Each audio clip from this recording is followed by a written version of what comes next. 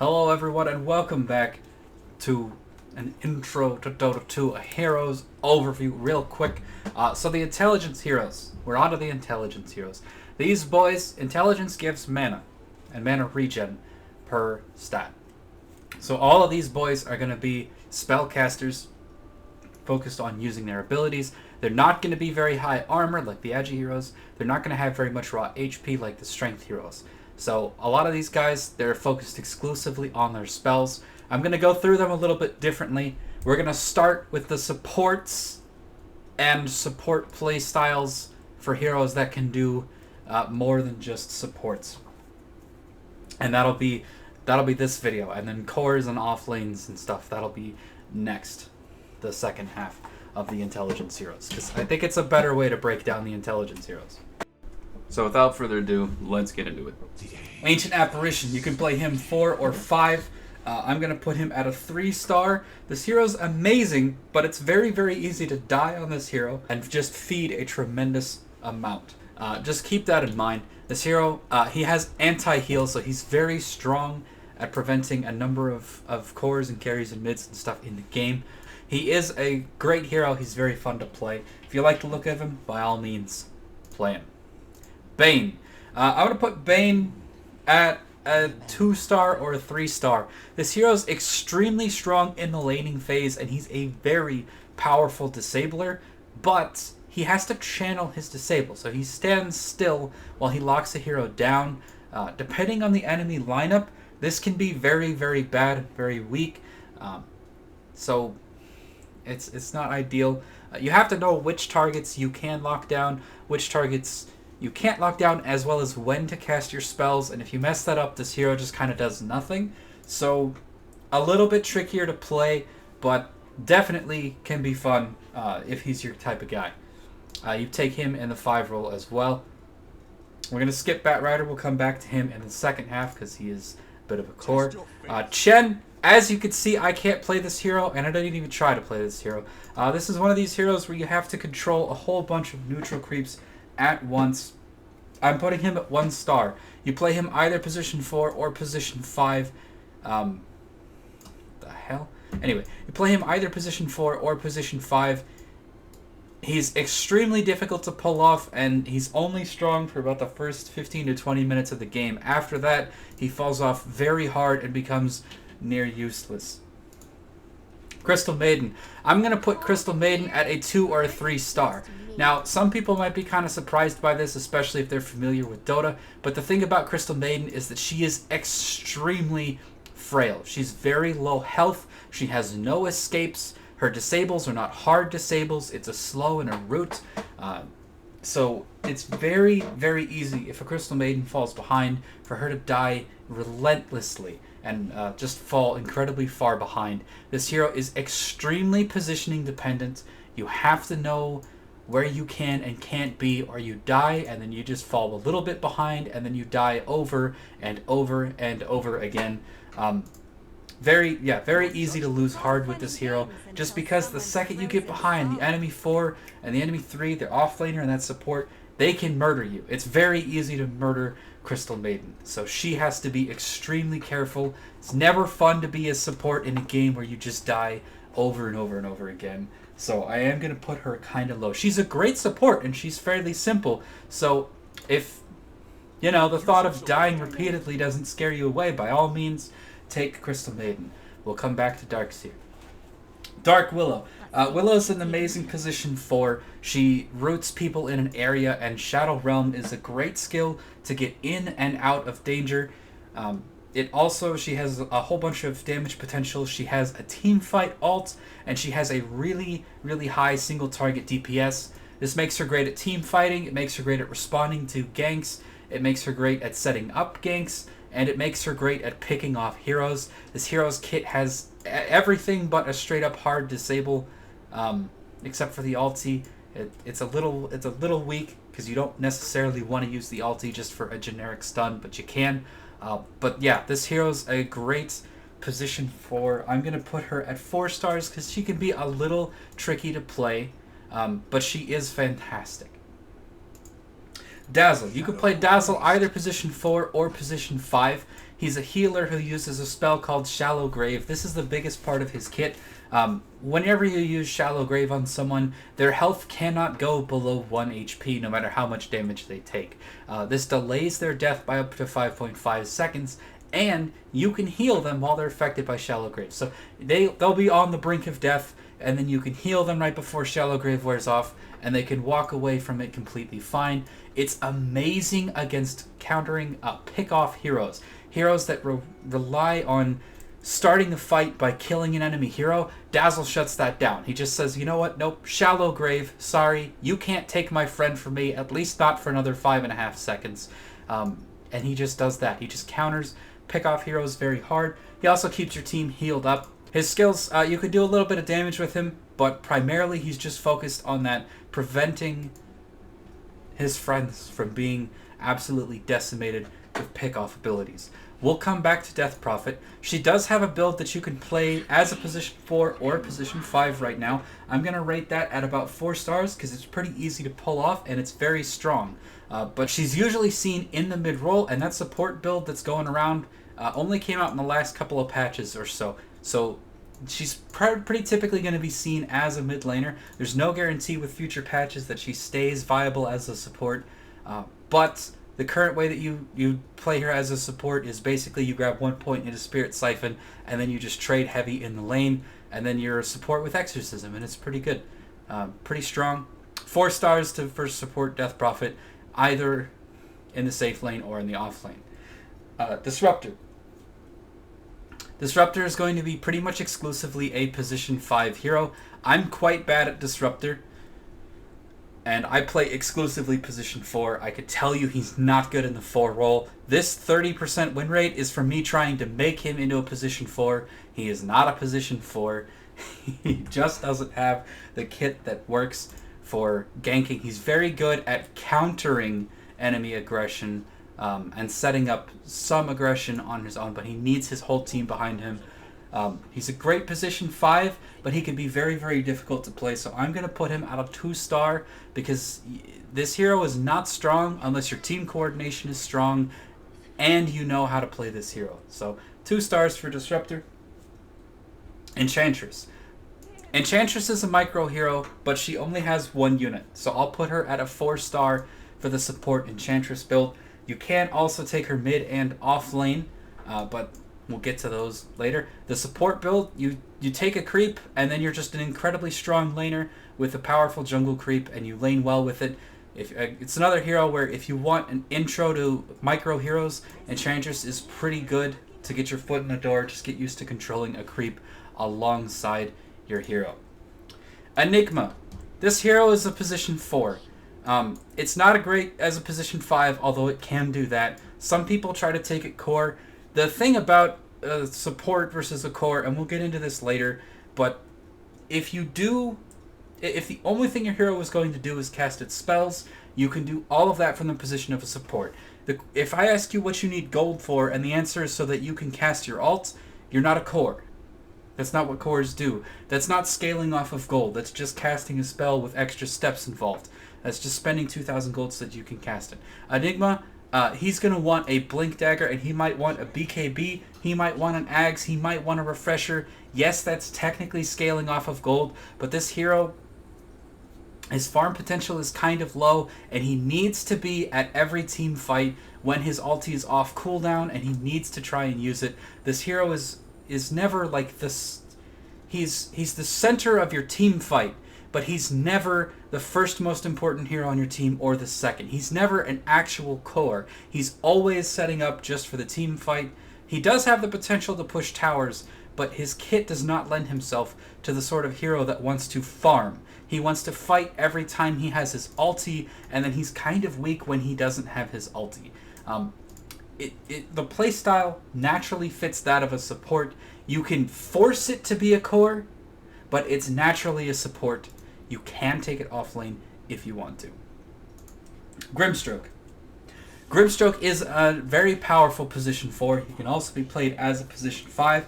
I'm going to recommend him as a 4 star. He's a very, very powerful hero, particularly Soulbind. Controlling heroes, even through spell immunity, can be extremely strong. Highly recommend this hero. So 4 stars to Grimstroke. His abilities are a little funky, can be a little hard to land. We'll come back to Evoker. Jakiro. Jakiro is absolutely amazing. 5-star support right here. His abilities are pretty, they're very straightforward. His animations are kind of slow, so you can miss his spells from time to time, but all of his spells are very strong, and they're all very straightforward. The hero's base stats, so his base armor, his base health, his base int, it's all quite nice. He's very good at trading. This hero can do everything from split push to team fight to help pick off and defend towers on his own if he needs to. He's very strong. Highly recommend Jakiro. Coddle. Keeper of the Light. Often called Coddle. Sometimes called Keeper of the Coddle. Or Coddle of the Light. The creepy old man who sits there in the bushes and watches people and occasionally shines a flashlight on him. That's what I call him. Coddle is a hero that Coddle, in the hands of someone who's very good at laning, Coddle can be an absolute monster and he can snowball out of control, but he's generally good against lower level players who stand in Illuminate. It's a hard skill to avoid. However, when Coddle uses it, he shoves the lane in hard, and then the enemy carry or core or enemy mid laner, wherever you're taking Coddle, they get to free farm as long as they can avoid Illuminate. He naturally pushes the wave. There's no way to play him where he doesn't pushes the wave, where he doesn't. He can be bad. There's also a tendency for Coddles to continue casting Illuminate on creep waves. You just feel like it's a good thing to do, and you end up absorbing a lot of team from your farm. It's a very greedy support, and it can be difficult to play well. You'll know a bad Coddle when you have one on your team, and you'll know a good Coddle because you'll never see him until he obliterates people with horses or flashlights from the trees.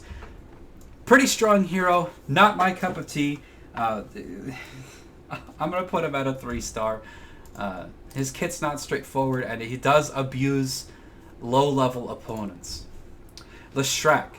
Leshrac has typically been either a mid or a support. Right now, you can take him literally any position that you want to. The hero can do building damage with his middle spell here, and he scales off of gold. All of his abilities are kind of funky to land. This one is an AoE dot. This one is just kind of a point target damage. This one is a very close range, like a melee range almost, damage over time that only hits one target at a time. It hits the closest target. And this one is a very hard to set up, but very strong stun. I don't recommend this unless you're very familiar with positioning. The hero also needs to abuse his move speed. He's kind of tricky to play, so he'll take some practice to get used to. But the hero can be very strong in literally any role right now. So I'm going to put Leshrac at a 3-star or 4-star, somewhere in between there. Lich. Lich is a position 5, and he's a 5-star Lich. Lich is one of the heroes that I recommend everyone supports with. He's beefy, he has a defensive skill, he has an amazing point target damage skill, he has a stun, the ult is fantastic, everything about Lich is great, and he's very, very strong, he's very easy to play. He's very strong, he's very easy to play. Lich is phenomenal. By all means, if you like the look of Lich, pick Lich. Lich is great. Lena. Lena is very similar to another hero called Lion.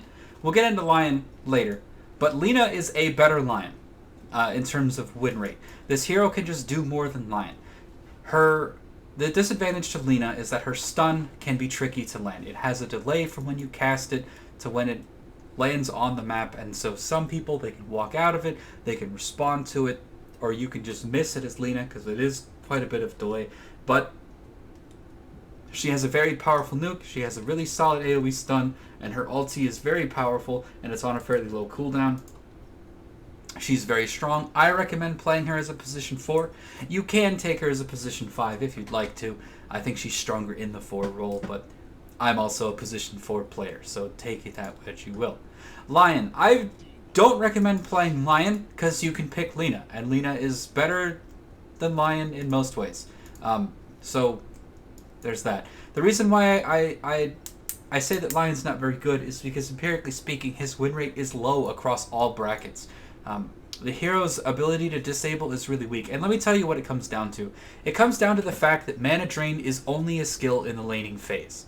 Most supports The only thing that they're going to have in the mid-game is maybe they're going to have boots, maybe they have a Glimmer Cape, maybe they have a Force Staff, maybe they have a Blink, something like that. But they have boots, maybe one utility item, and their 4 spells. So the thing about Mana Drain is that it's not a useful skill outside of the laning phase, which means that in a team fight, Lion only has 3 skills. You compare that to every other support who has 4 skills, or 4 abilities that actually matter in a team fight. Every once in a while, Mana Drain works. There'll be that guy in the comments section. I use Mana Drain in team fights all the time. Shut up. No one cares. Okay?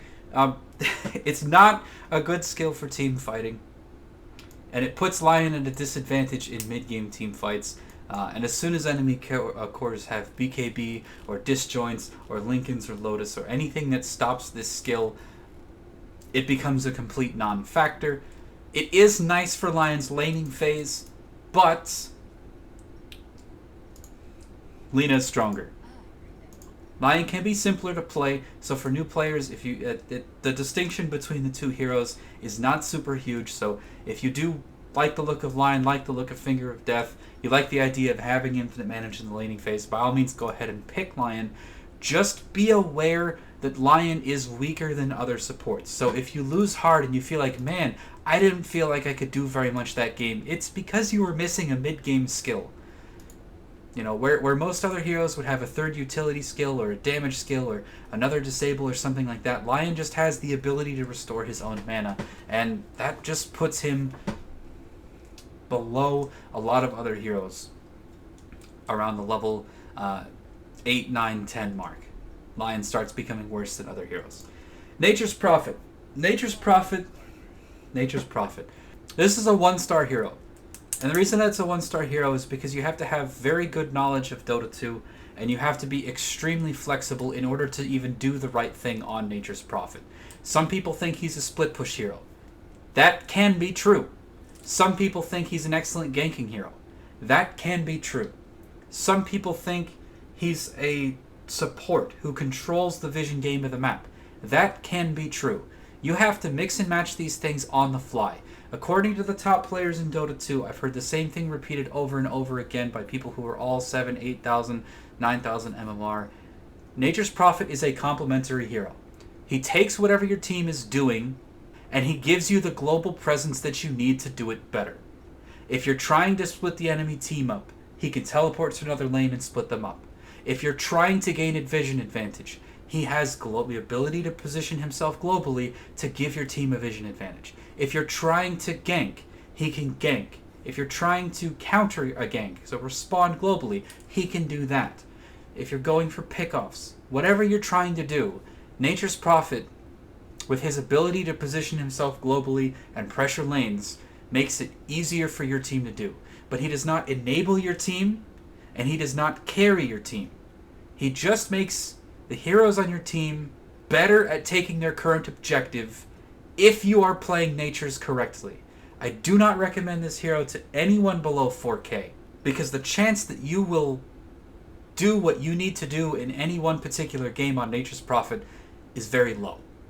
If the 7 and 8K and 9K players do not understand this hero, then I certainly don't, and you watching probably don't as well. Do not listen to your friend who's 3K who says, you just buy a Dagon and show up to fights, because that is half the time the wrong thing to do on Nature's. Or your other friend who says, no, you just buy a Desolator and a Maelstrom and push towers. He is also wrong half the time, at least.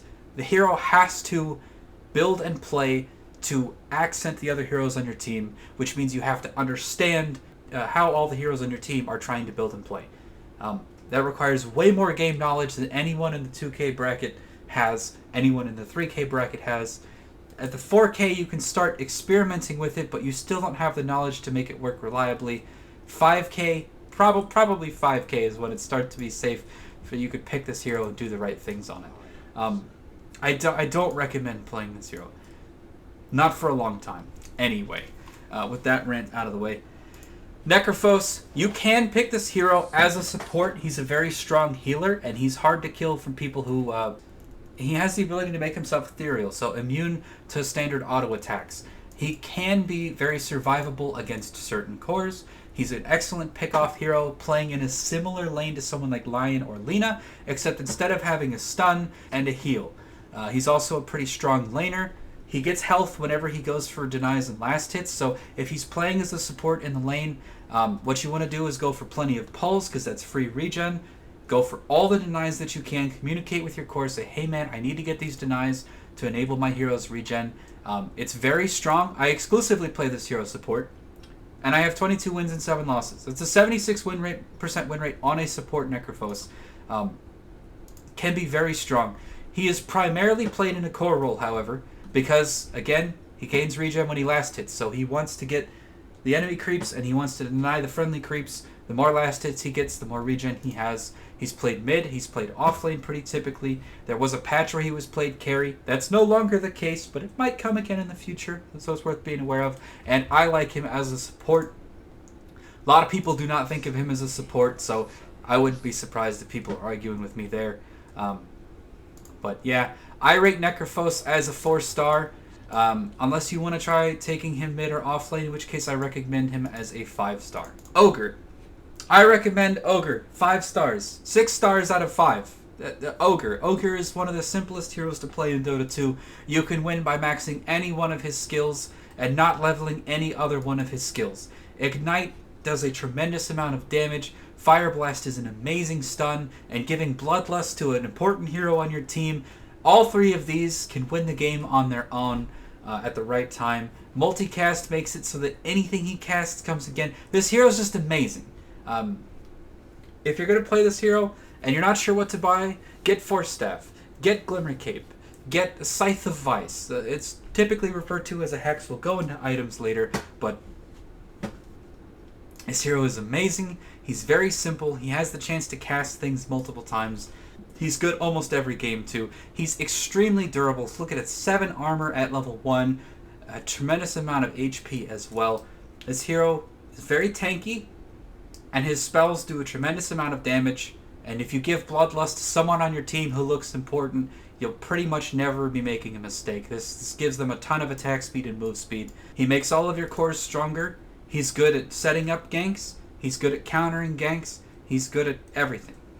The only disadvantage he has is that he's melee, but he's so tanky that it doesn't really matter. Anyway, that's probably a good place to leave it here. We'll be back soon, hopefully with the rest of the supports, and then we'll be moving on to all the interiors that can be played as core, and then we'll be moving on into all of the juicy stuff, the higher level stuff, the next level stuff, and then once we're done with, you know, more complicated mechanics and as well as some intro to the strategy, we can start looking at specific heroes. We can start talking about how they want to play the lane, how they want to play the mid game, how they want to play the late game, and how they want to itemize, and we're going to get into all sorts of branches on that. I can already tell you that I have like 4 different builds for Pangolier, and I switch between them all the time because they're good in different games. But anyway, I'll see you next time with the rest of the supports in the heroes, starting with Oracles. Have a great day, and if you did enjoy this video, please help me out. Leave a like, maybe leave a comment, maybe even consider sharing the video. Honestly, sharing the video is the biggest thing. Exposure really helps small YouTube channels, so I would appreciate it. Anyways, have a great day. I'll see you soon.